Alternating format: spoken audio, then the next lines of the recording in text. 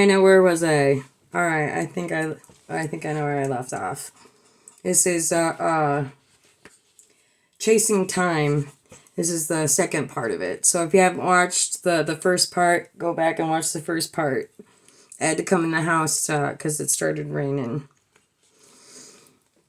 Our kitchen was probably the biggest room in the house. The counters were made from brick and the sink a ceramic basin. Upon every flat surface, my mother placed her herbal plants and remedies. Often I could catch a whiff of the sweet scent of basil as it's cut and dried in sprigs hung upside down along the front of the large window next to the table. At the moment she was drying out lavender and comfrey, filling the room with their lovely fragrance. I always admired the mismatched pots they were in.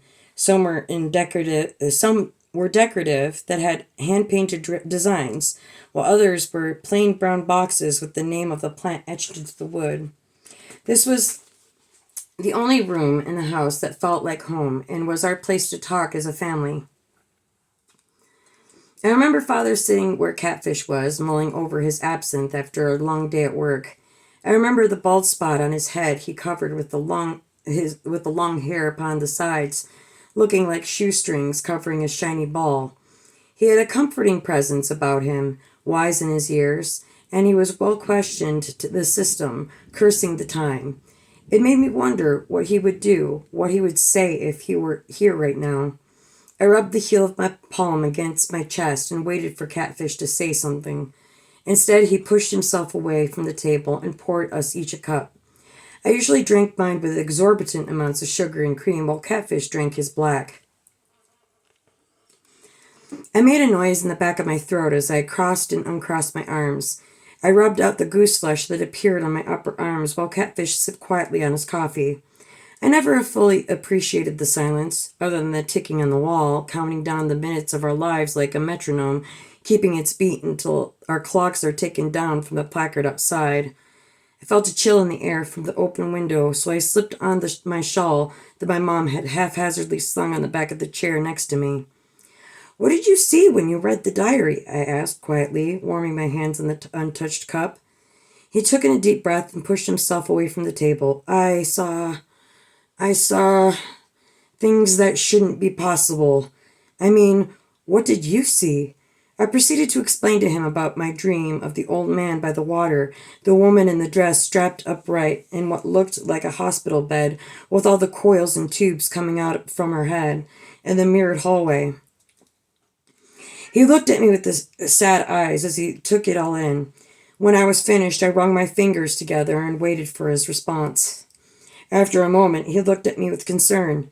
It wasn't exactly what I saw. It was more like what I felt after reading it. My head, it just wouldn't stop hurting. I've never felt such pain. It felt almost like my head was on fire and my thoughts were sucked out of my head through a straw. "Did you see the old man at all?" "No." "Did you see anything?" "I think I saw the woman. It was like a flash, the expression on her face. I think they did something to her, and it has something to do with about this book," I said. "I wonder what those brass pipes are for in those mirrored windows. Could that be from the building on the other side of the docks? Don't be stupid. That place is crawling with brass." He drew his mouth in a straight line and bit his lower lip. "Somehow we have to find the time to get there," I said, and he glared at me. He covered his face in his hands and then rubbed the bridge of his nose. "I don't know," he said through his hands. "I've lost time. Remember, I tried taking that salmon. Could have ended up in the stocks myself. I still have to work overtime for the next 3 days. What about you?" "I used the last of my time to come and see you at the docks." "So what do we do?" he asked. I felt a prickling feeling in the back of my neck. I could always try clocking in at the pits and disappearing during lunch and bathroom breaks. That might work, but if you're caught... I'm in the stocks for a week, I know. But what other choice do we have? I could play sick.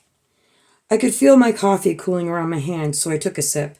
The flavor reminded me of better times, stealing sips of coffee from my father's cup as he smiled down on me. His eyes were a kind of silver that reminded me of the sun shining through a dark cloud. His hair was dark and curled along the ears, his face a map of wrinkles and laugh lines. How I missed his laugh. It made me wish even more that he was here. He wouldn't have stood for the elite proper barging into our house the way they did. I could feel my mother's powerlessness as her worried expression folded over her face. They complemented each other, my parents, not just with the way they looked, as my mom had the same dark hair and light skin tone, but with their personalities. When she would get upset, he was there to lift her up, even on the hardest of days. He was one we could run to for anything. He was always there and still is, even when he's not. I wish Dad was here. He'd know what to do. He'd go in himself. Yeah, he would.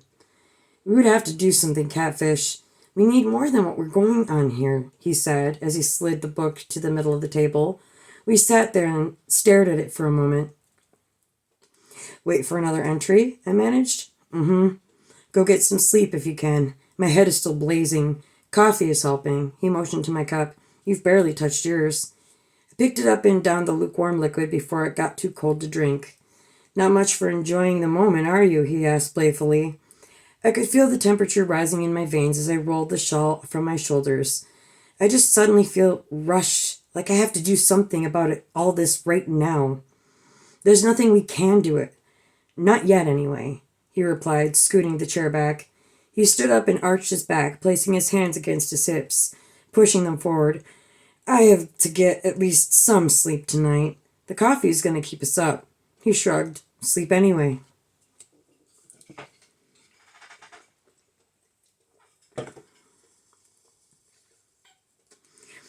I had a dream that night about Berrien. His frantic expression, his dark hair falling into his face, the beads of sweat covering the apples of his cheeks. I could feel him pressing the diary into my pocket and quickly running away from the following brass. The dream shifted, and Berrien was with the woman on the table, holding her hand with his head bowed, his dark hair falling into his face. The boy began aging before my eyes, long drawn-out lines creeping across the side of his face from where I could see, the skin on his arms hanging like loose draperies. The woman's body was obscured, and as I walked closer, her body was shriveled and gray, her eyes open sockets, and her mouth in a perpetual scream. She was a husk of a body, and looked somehow preserved, mummified with tubes and wires woven through her hair, down her arms, and throughout her chest, connected to machines behind her.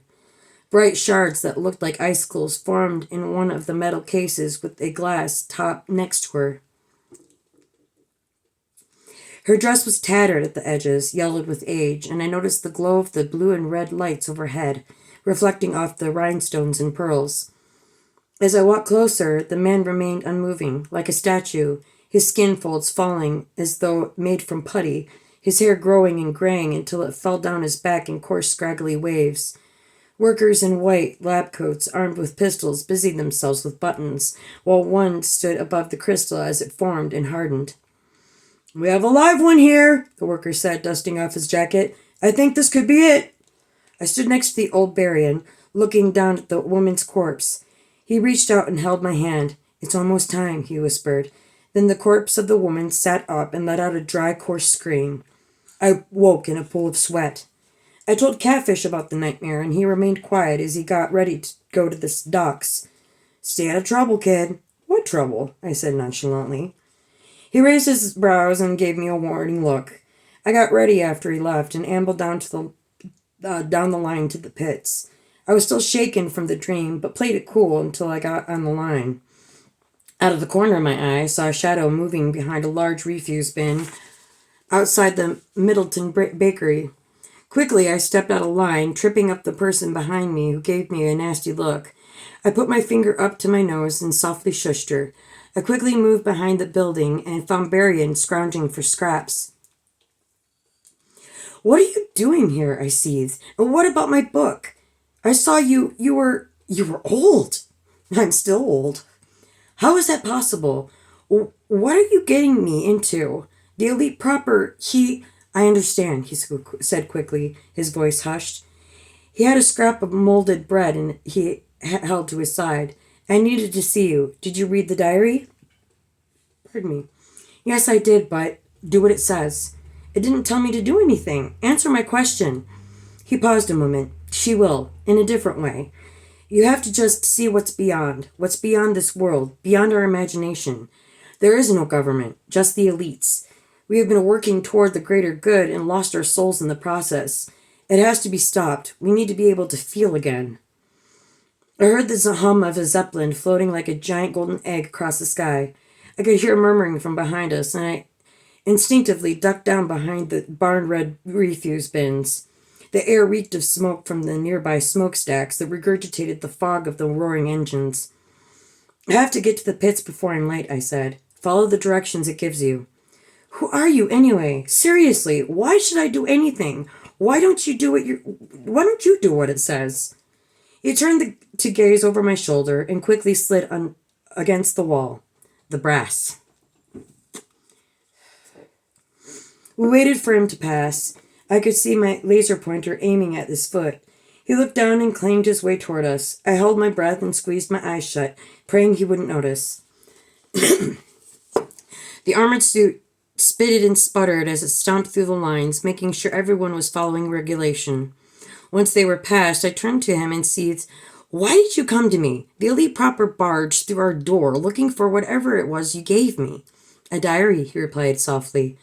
"What's it got to do with me, huh?" I continued. "My life was perfectly boring," he replied flatly, "and redundant." "Excuse me?" He hunched over and tore a piece of mold from the bread and discarded it. "You caught my eye. I can see that. You remind me of someone I once knew a very long time ago." "Couldn't be that long. You're the same age as I am, give or take." "Humph. Don't believe everything you see. With how society has gone and done away with that sense almost entirely, I do believe things need to change, and soon. Do you know who that woman was? The one in the vision?" He tore the bread so that it looked almost spotted.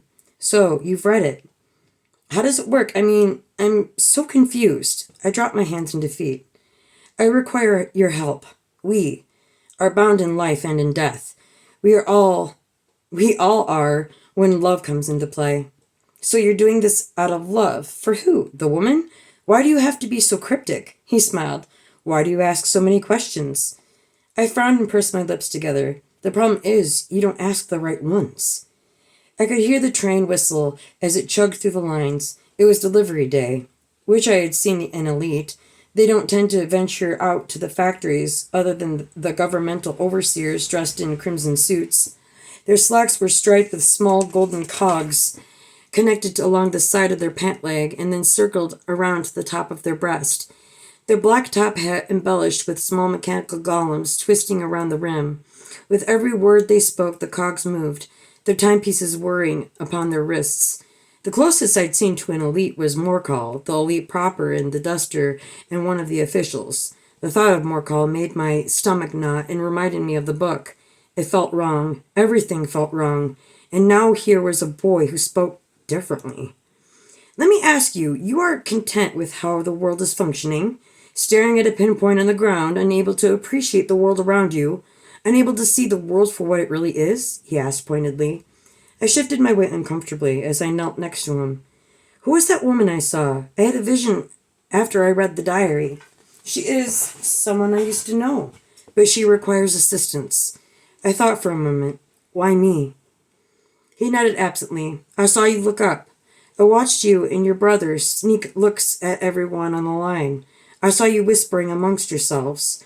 That was when I knew that you were the one. I could count on you to follow through." "Follow through with on what exactly?" "Read it again. Tonight." I took a moment to pause and really think about what it was I wanted to say. It wasn't as though I was at a loss for words. I had enough jumbling around in my head trying to take the form of complete sentences. He had been watching me longer than that to know where I worked. "Meet me again tomorrow, and we will discuss things at length and with more depth." "Here?" I managed. "No," he replied, looking at his watch. "At your home, in the back garden by the oak tomorrow. It will be late, but I can wait. You know, I noticed its colors changing. Have you? The oak? Such a beautiful shade of wine, don't you think?" "But we can't be outside past curfew," I warned, scrunching up my face and glancing at my timepiece. "The patrols, and how can I trust you? What do I have to do with any of this?" "Absolutely nothing. You aren't required to assist me. I was hoping for more of a like-minded individual." He shoved the remainder of the loaf inside his jacket, clapped his hands on the top of his thighs, and pushed himself to stand. Here, quickly, Berrien gestured to an opening in the line. I quickly got up and placed myself in before the brass turned around and made my way nervously to the pits.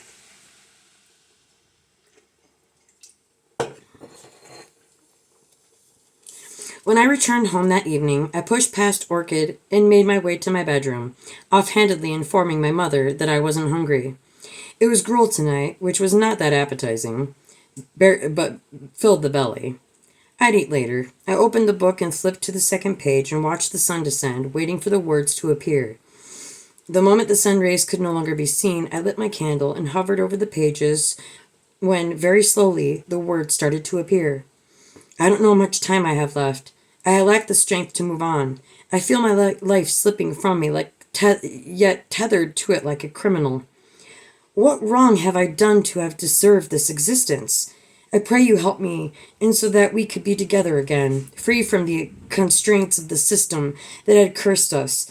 I hope to find you well, and pray that you find me. Be careful and discreet. Find someone you trust. Find the one and release me. Release us all. There's no time. Remember that. No time. Eliza. Eliza? So that was her name. The woman mummified in the mirrored building whose entire being was controlled and sucked dry by whom? The elites? The elite proper? Some other governmental agency that hid itself behind the mist of perfection? Everything had to be perfect. It was then I realized that the system was wrong. There was nothing perfect about it. The lack of control of our own lives, the time ticking away every heartbeat as we are strung along in lines to a destination of nothing but personal woe. I think I always knew it. I didn't want to see past the facade. I was blinded, along with everyone else, save for my stolen glances of the world around me. How dark it was. Everywhere was dust, dirt, and gangly skeletons of trees that ornamented the terrain. The only hope I had seen were the docks where the trees grew in abundance, embellished with colors right before the snow, so Catfish explained. The only time I had ever seen trees that were beautiful were the skeletons whose limbs glistened with their shroud of ice. Watching the sun hit them was nothing short of magical. I dreamed of more magical things, the possibilities of this world, and the opportunities that would present itself, should we be free enough to take them. But we weren't. I was trapped, but so was Eliza, in an inhumane fashion. What was it about her that made them covet her so? So many questions inundated my mind and my body grew weak. I fell into my bed as my knees buckled beneath me. It certainly wasn't a graceful fall, but I couldn't comprehend how heavy I felt, like the burdens of the world standing itself into the core of my soul, grinding it down. I dreamt of the heaviness, strapped tight to the table. I tried to wriggle free, but the restraints were tight enough to cut my skin. I had a pick line stemming from the inside of my arm that led back to the large tank bubbling with liquid, while another line trickled out into a second tank with a panel of buttons.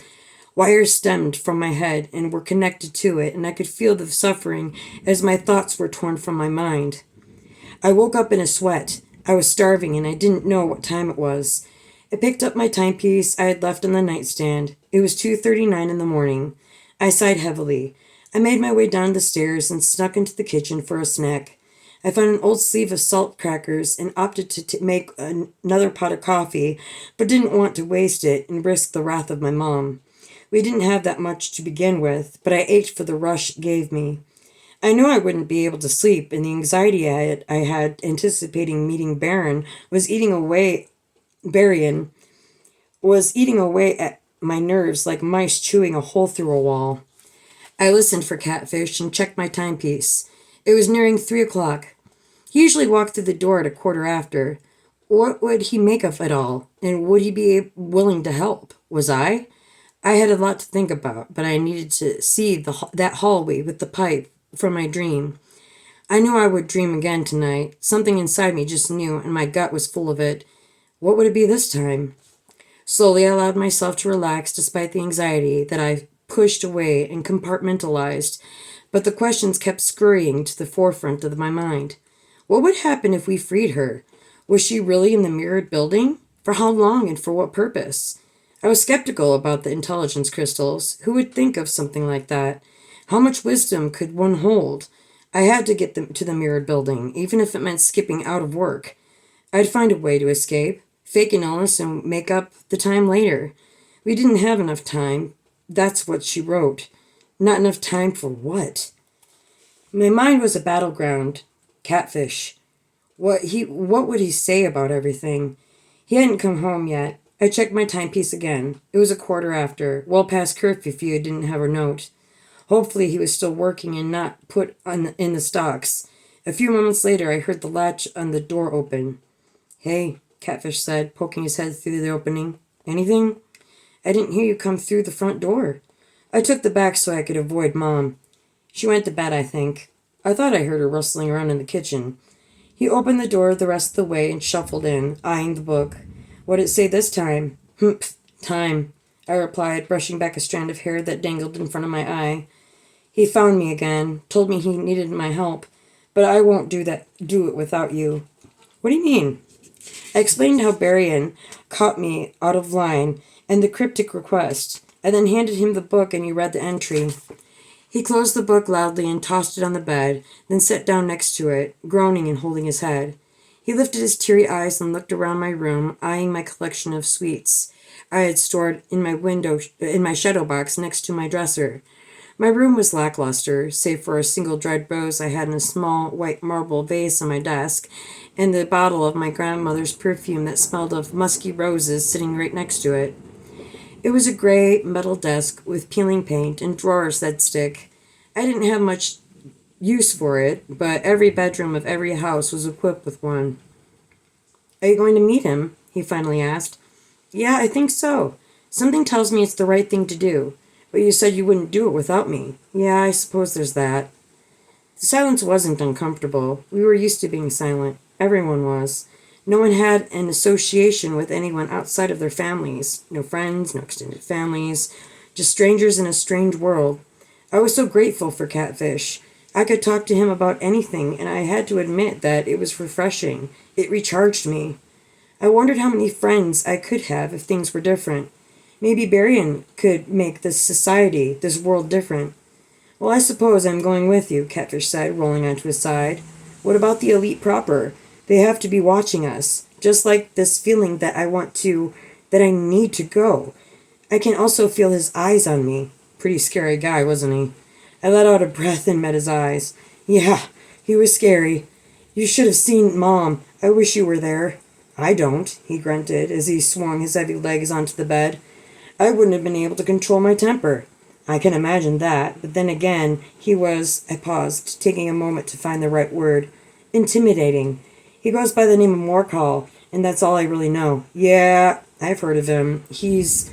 How is it you know so much more about our society than I do? There's a lot of talk on the docks. Certain subjects are banned, but the captain needs us all to communicate. We just don't tell anyone. I see. I'll come with you, to meet Berrien. Big bada boom. We remained quiet for a moment, and then I got up from the floor. I had been sitting with my legs crossed and crawled across the floor into Catfish's lap. He immediately started stroking my hair as I found a comfortable spot on his thigh to rest my head. Everything is going to be okay. We'll figure this out. I hope so, I replied quietly. Berrien was waiting for us with his back turned as we made our way to the garden. He turned to face us when we were roughly 5 feet away, and I marveled at the way the moon played upon his face. It was a lovely night, warm with a hint of humidity. His hair was dark and hung loosely around his face. I noticed a few gray hairs from within the layers. Strange. I am grateful that you made it. His eyes regarded Catfish with scrutiny. And may I ask who this is? You know so much about me. I thought you already knew. My brother, Catfish. This is unexpected. Too many, he said, and turned to pace. Far too many. I'm not going without him, I warned. He stopped and looked up at me. I see. We will have to amend his Whoa! Big bada boom! That startled me. That was funny. Reading in a rainstorm. Well, that was fun.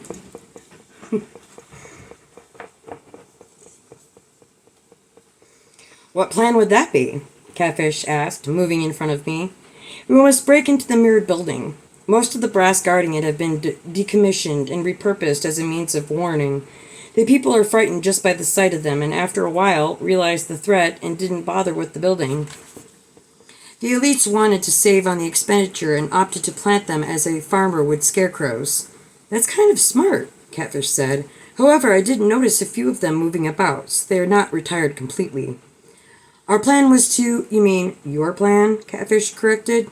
Varian shot him a look of annoyance and cleared his throat. There is no brass patrolling the building after curfew. It should be easy enough to sneak in undetected. I can't imagine them having an internal security system in place, considering... And what if there are? I asked, shifting my weight. Then we will have to be expedient, Varian replied. What do we do when we get there? Catfish ran a hand through his tawny hair and allowed it to drop to his side. I will let you know when we're inside. My eyes narrowed in suspicion. Can't you? Time is of the essence. You'll know what to do and when to do it when the time comes. Catfish and I exchanged glances as Varian moved past us to the alleyway beside our house. Coming? He asked without turning around. I shrugged my shoulders at Catfish's eyes burned into mine. We have no idea what we're getting into and why, he whispered. Do you like the way things are? Are you content with your life of monotony? Varian asked. No, Catfish said, resignedly. Then come with me. It's about time the world was set free. There would be no dreams tonight, though I wish there would be to prepare for me what was in store.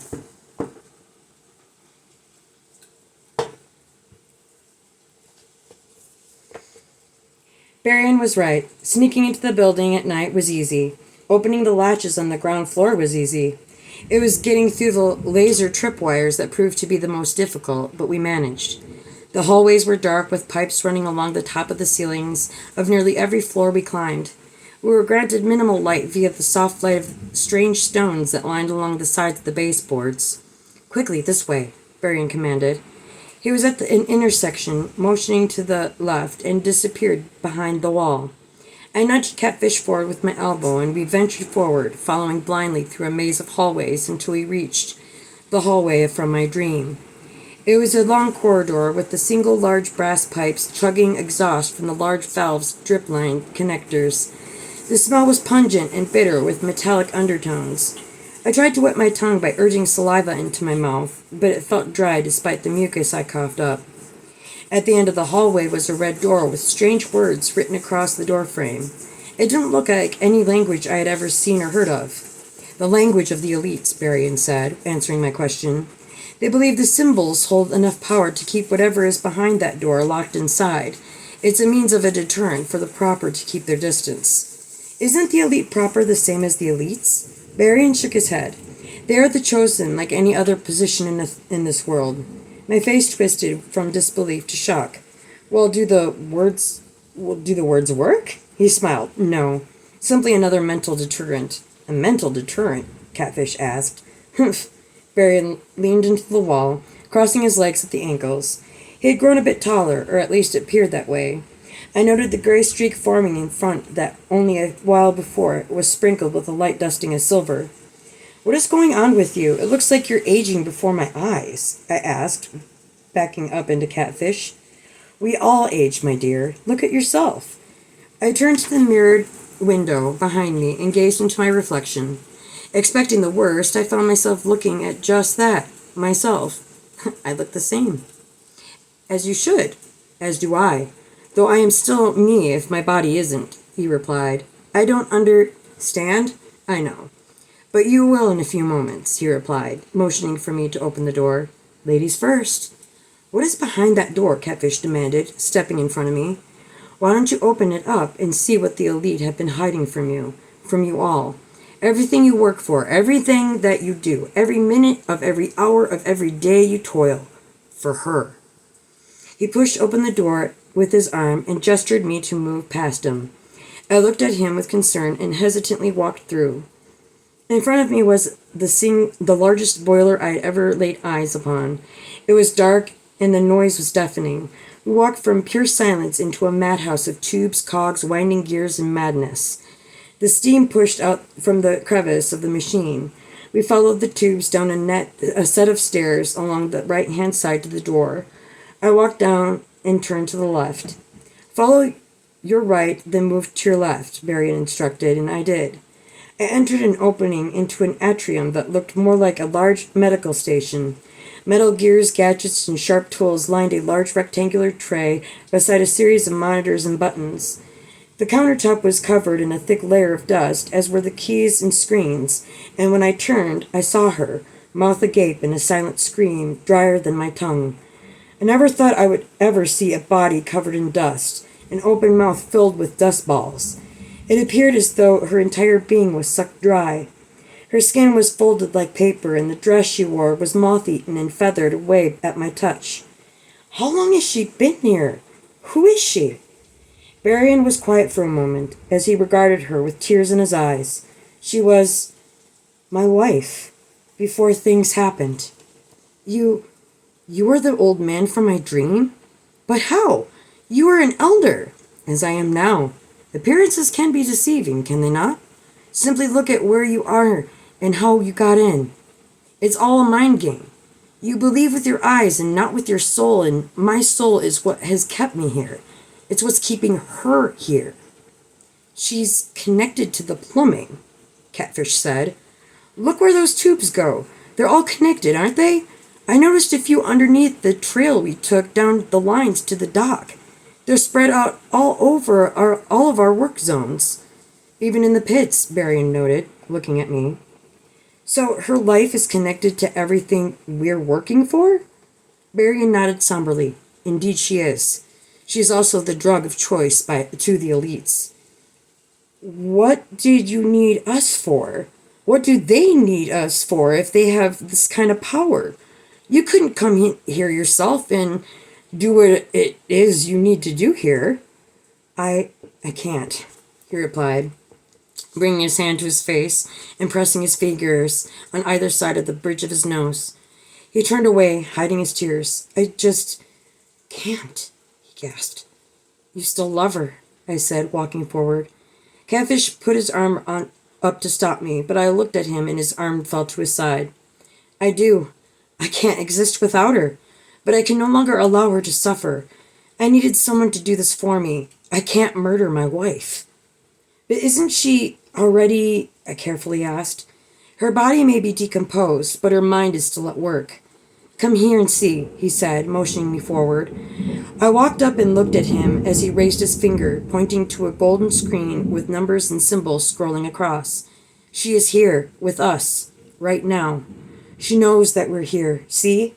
He walked forward and pointed to a few symbols on the screen. He laughed. She knows I'm here.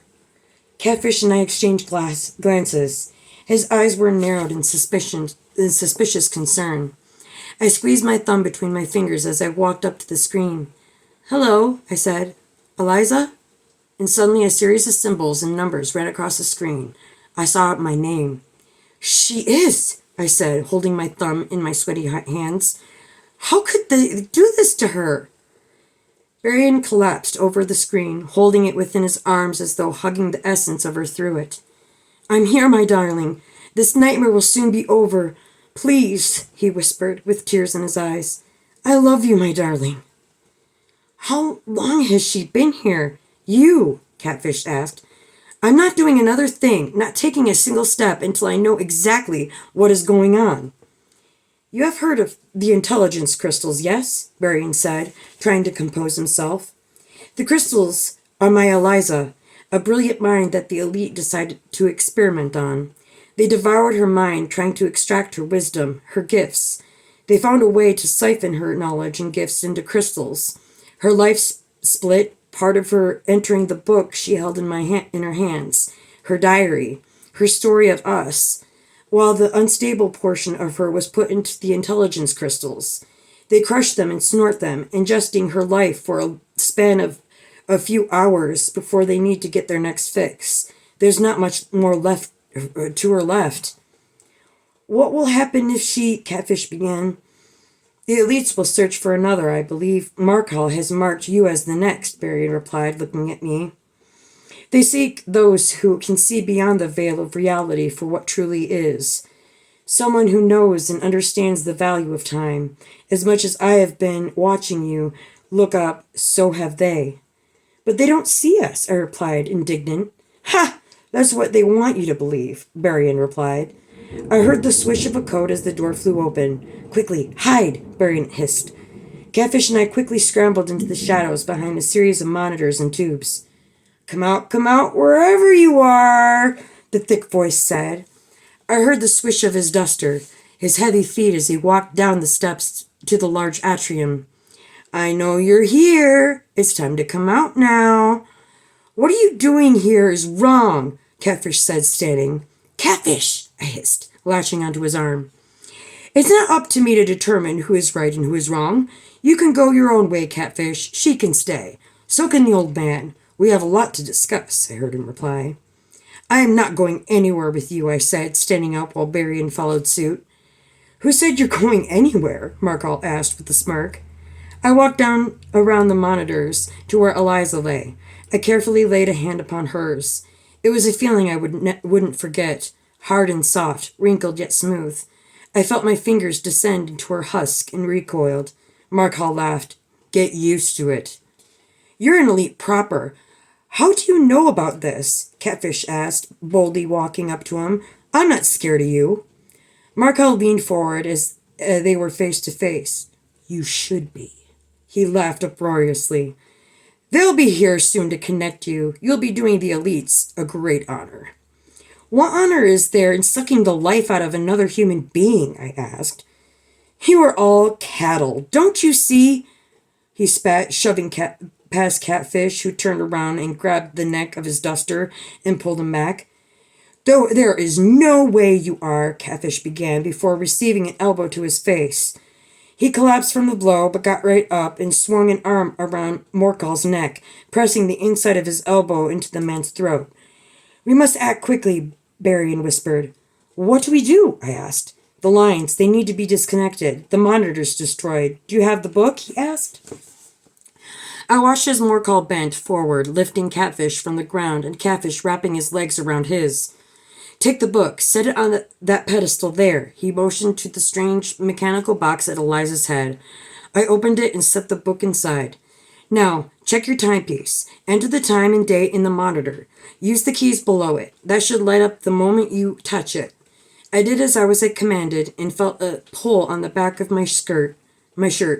Markall had crawled across the floor and was trying to pull me down. I looked behind me and saw Catfish crumpled to the ground, trying to get up.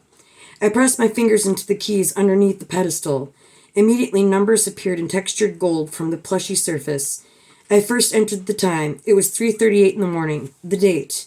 My shirt tore as I collapsed onto the ground as Markall thrust his fist into the back of my knee. I slid down the pedestal, knocking my chin on the edge that forced my head backwards so far I could hear my neck cracking as I went down. I kicked my feet up at him, trying to land a blow to his face as I tried crawling to a standing position. He grabbed my ankle and pulled me down again. That's when I heard a sharp ringing and a dull thud as Catfish grabbed the tray of medical utensils and slammed it on top of Markall's head. He went still. I don't know how long he'll be out, but we have to move quickly. You can be sure that Markall contacted the rest of the elite proper by now and are probably on their way. I was out of breath as I climbed standing. I pressed the numbers for the date and watched as the book opened on its own and twirled about upon the pedestal. Two clear tubes that connected to the pedestal turned as blue as the cover of the book. The book whirled around so much that it opened, revealing pages I hadn't seen before, filled with writing. All these pages were blank when you gave it to me, I said. She's taking back what's hers. She was in hiding. The essence of her soul remained in those pages. Why would the elite keep it, knowing that her being was split between the two? I chanced to ask. Barian turned to me and smiled. Wrinkles stretched the far corners of his eyes drooping, hair a salt and pepper mix. You're in there too, aren't you? I asked. I could hear Markall stirring behind me, so I kicked him hard in the back of the head until he went still again. He nodded somberly. I couldn't live without her. You were also an elite proper, not a note runner. Yes, he said softly. I was, when I met her. I chose another path. Eliza and I used the book as a means to remain together, at least in some form. I was working on this project. She volunteered, but she didn't know what they had planned. I was struck the moment she smiled at me. I guarded her between the tests, and I could see within her eyes her smile, the way she carried herself, the way she glided her hand across my arm as we passed each other. I knew she felt the same. Then I realized what they were going to do with her. I created the pedestal, created the book where we'd hide. As they lied, so did I, and we've been found out. Immortality in the pages of a book, like being stranded on a deserted island with no hope for escape. I can abide it no longer. It is time. My eyes turned to the blue liquid pouring into Eliza's remains and noted the way it bubbled up underneath her crusty, dry skin. The pages turned on the pedestal, the worlds falling into the tubes into her body. The area around the pig line turned a soft shade of peach and slowly spread across her body. I looked to Barian and hardly recognized him. His nose and ears had grown larger, his eyebrows bushy and falling into his drooping eyes. It was like his life was being drained and poured into hers. She took a dry, raspy breath and lurched onto the table. It was frightening watching the dust fall from her body, replaced by pink skin that showed in patches. I love you, Barian. Thank you, she croaked, then collapsed onto the table. I could hear the steam hissing for a moment before it stopped completely. Check your timepiece, the old Barian whispered, falling onto his knees. He used the bed where Eliza lay as support to pull himself back up. Check your timepiece. I did as requested and found that the second hand unmoving. Time has stopped, hasn't it? What time does it say? He whispered, as he crawled next to Eliza. He swung an arm around her and nestled his head into the crook of her neck. He raised his head briefly, looking from me to Catfish, who finally managed to get to his feet. I suppose it's time for us to live. Really live, Catfish replied, replacing a hand on my shoulder. We don't have to chase time. Not anymore. The end. Thank you. This was part 2 of Chasing Time, published in 1999 by Perfectly Poisoned Anthologies, written by J.V. Stanley, me, myself, and I. Thank you very much for taking the time to listen to the story, and I hope you enjoyed it. If you like it, let me know what you think about it in the comments below. Be sure to like, share, comment, subscribe, and I will see you next time. Have a good one.